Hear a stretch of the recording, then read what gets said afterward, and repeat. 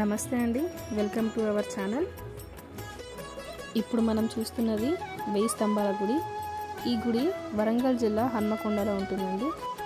అద్భుతమైన శిల్పకళని మనం ఇక్కడ చూడవచ్చు. ఈ గుడిని కాకతీయ రాజు అయిన రుద్రదేవుడు 11వ శతాబ్దంలో నిర్మించడం మొదలుపెట్టాడు. 11వ శతాబ్దంలో మొదలు పెడితే 13వ శతాబ్దంలో ముగిసింది. ఈ గుడిని రుద్రేశ్వర ఆలయంగా కూడా పిలుస్తారు.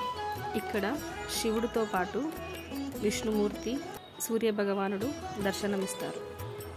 మరియు ఈ గుడిలో అందరినీ ఆకర్షించే మహానంది దర్శనమిస్తుంది.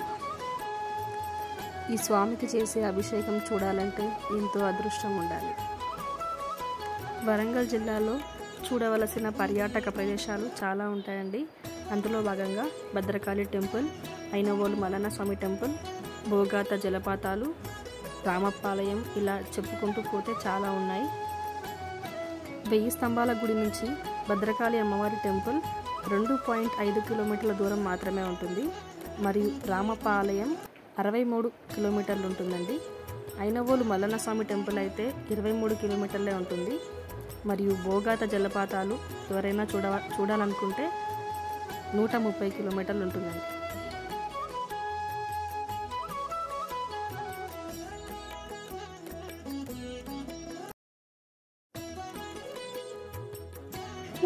ఇప్పుడు రుద్రేశ్వర స్వామి హారతిని చూసి తరించిపోదామండి.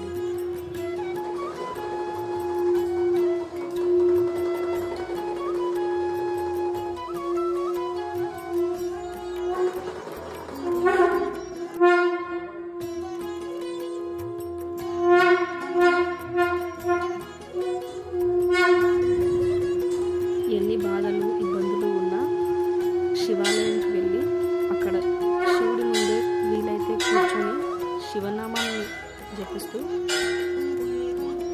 మన బాధలు చెప్పుకుంటే ఆ స్వామి ఖచ్చితంగా మన బాధ వింటారండి.